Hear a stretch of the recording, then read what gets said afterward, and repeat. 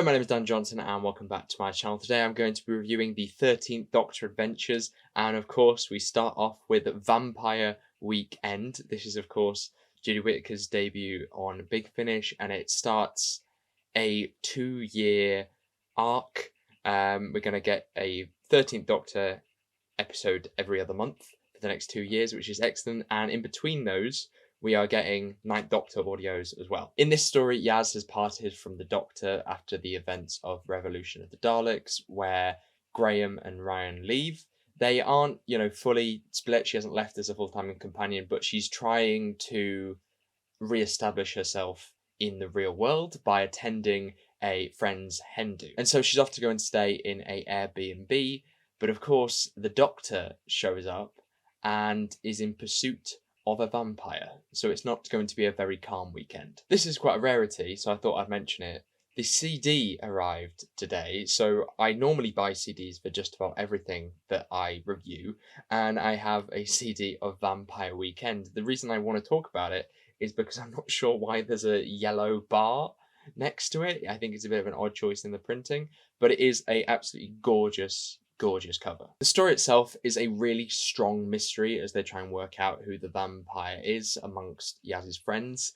I spent quite a lot of the episode jumping around from person to person, trying to guess who it was and then have that be debunked, and then jumping to someone else, sort of as the characters do within the story itself. There are elements that are kind of your clues, and you're trying to piece together those clues and how all of these things line up.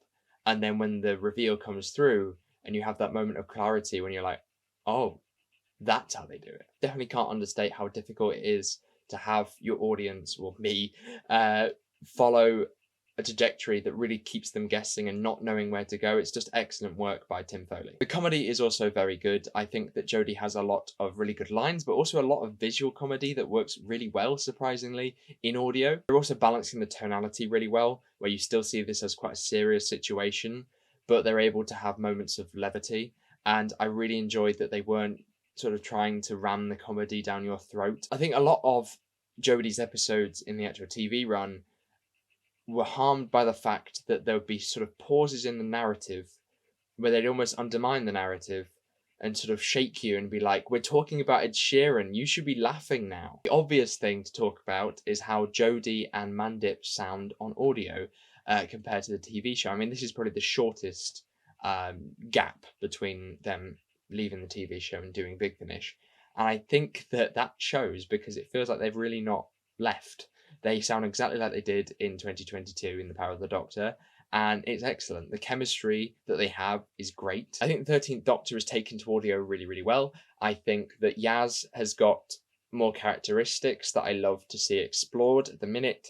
She's very dependent on the Doctor and the Doctor's opinions of her, and sees very highly of her, and I would like to see that being played with a little bit. Not in the sense that the Doctor's going to disappoint her or anything like that, but I think that you could bridge the gap so that then she has that independence that she has in the Halloween Apocalypse. And finally, was I satisfied by this release? And I've just written totally.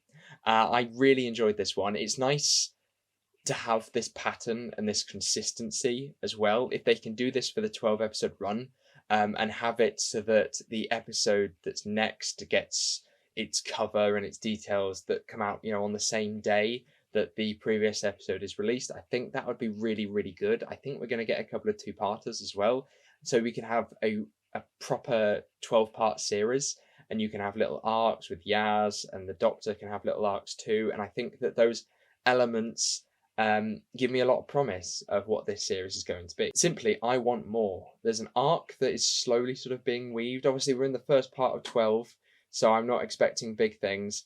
But if this continues on this trajectory, then I think we're in for an absolute treat with these 12 episodes. And of course, we have the Ninth Doctor starting next month, which I hope will follow a similar fate to this release. And so thank you very much for watching. Hopefully you enjoyed this video. If you did, make sure you give a like, subscribe if you're new. What did you think of Vampire Weekend? Of course, next month I'm going to be reviewing the Ninth Doctor Adventures with Rose. I feel like the Ninth Doctor is definitely my Doctor, and I hold a lot of nostalgia for that era.